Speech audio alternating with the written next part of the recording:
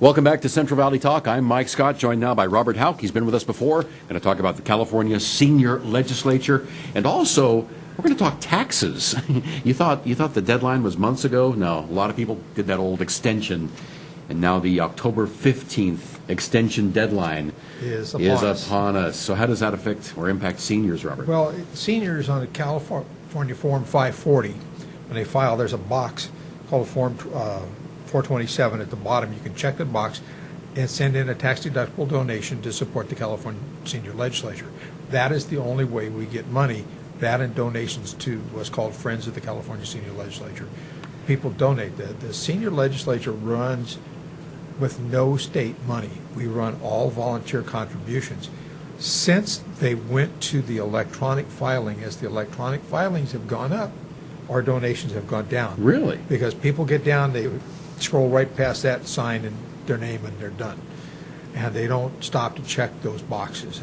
And that box that supports the Senior Legislature, all those $5, $10 payments that people make to us, donations, support the Senior Legislature, which needs about $300,000 a year to support. We have one paid person, and the rest of us all do this out of our own pocket. We'll get reimbursed sometimes for mileage if we submit it, but most of the time it's a volunteer organization. We really just sit there and work for the seniors. Yeah. What are you, like the local version of the AARP, or what do you do? Well, AARP and Senior Legislature are totally different animals. But you're fighting for seniors' rights. Fighting for seniors' rights. And every year, and I just got my package, all 259 pages of it, I've got to read in the next day or two, and of proposed laws that the Senior Legislature put out to all their other legislators, senior legislators, and say, well, now let's boil this down to 10. We'll boil it down to 10, and that 10 will pass and go to the state. There will also be 4 that we will send up to Feinstein and Valadeo and the rest of the federal people that we'd like to see passed.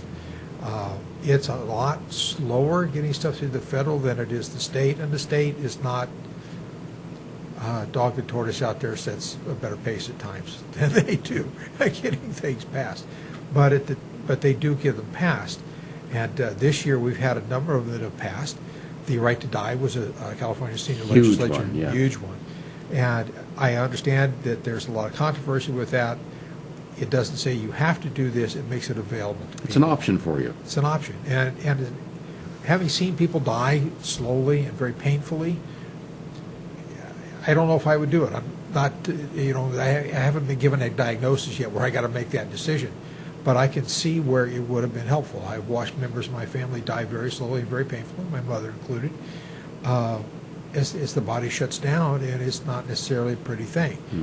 And you shouldn't have to go to Oregon or Washington, as people did in the past. Yeah. Now you can do it in California. I've actually had clients, because I still practice in the state and elder law, I've actually had clients say, can I go to Oregon and do this? And for people in California, and our clients stretch from Bakersfield up to Sacramento and over to the coast. We have people come to us from all over the place.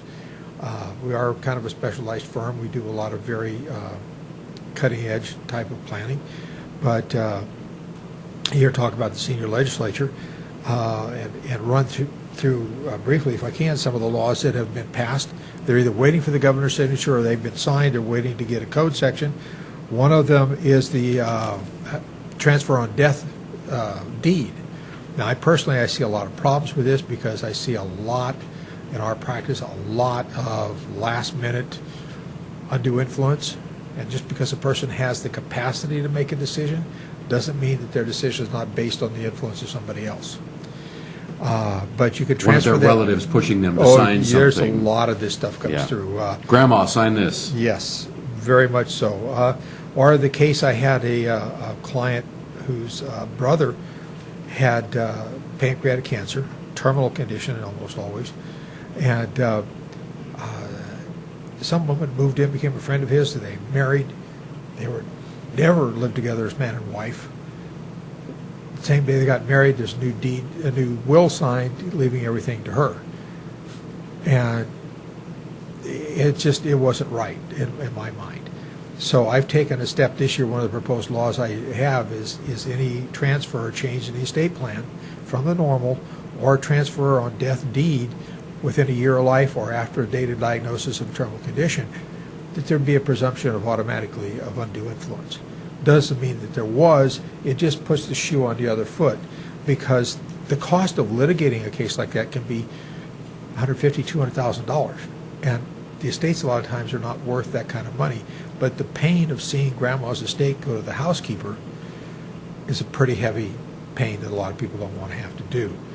They've also sponsored a bill which is being signed into law, which extends the Silver Alert program. You've heard of the Amber Alert? Mm-hmm. There's a Silver Alert. People with dementia tend to wander off. It's a real hard thing to do, but what can help is that there are some alarm companies.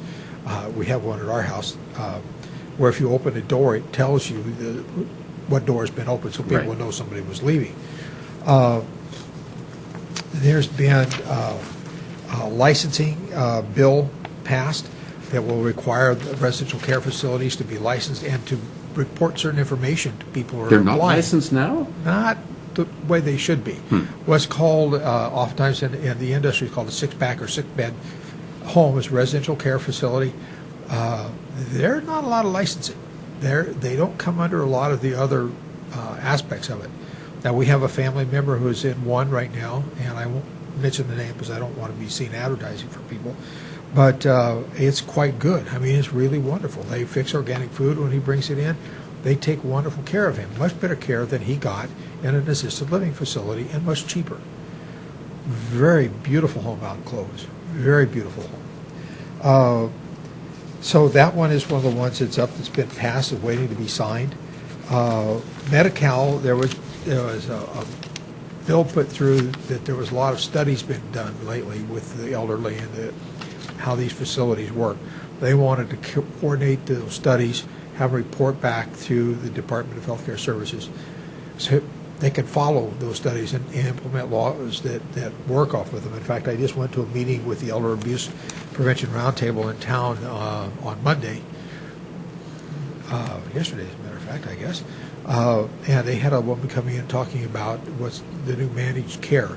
Everybody that's on Medi-Cal or gets California's equivalent Obamacare thing, they're shifting a lot of those to managed care, and there's not a lot of coordination with it. But the managed care is reducing the impact of the financial part of it because they're looking at the whole picture rather than he's got a diabetic condition, let's treat that, let's ignore somebody's treating the other condition, the heart, let's ignore the mental part of it. We don't want to have to deal with that, with the dementia issues and things. Get it in, and when they're reducing the cost significantly that way. Is the system flawed? Very. But it is much better than what we're dealing with right now. All right. Well, there are several examples of things the senior legislature is working on. Right. Is this list online somewhere where people can look at these? You can go on to the California Senior Legislature site, which is, I gave it to the young man over there, is 4csl.org. And it's number 4, C is in Charles, S is in Sam, L is in Lincoln.org. Yeah. And they can pick up that. They can also find out who their local senior legislatures are if they're in a different county. I represent Fresno, Madera counties.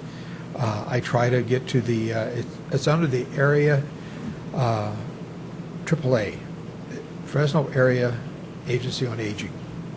So, but there's an Agency on Aging branch in all different parts. I think Los Angeles County has 2 separate ones. San Bernardino County has one, San Diego has one, here is Fresno Madera. But you can go online at the CSL, you can find it. If you have relatives out of town, find those people and talk with them. All right. They're a great source. Will do. All right. Robert Howk from the California Senior Legislature. All right. Thanks, sir. All right. Good seeing you as always. All right. And we will be back with more on Central Valley Talk.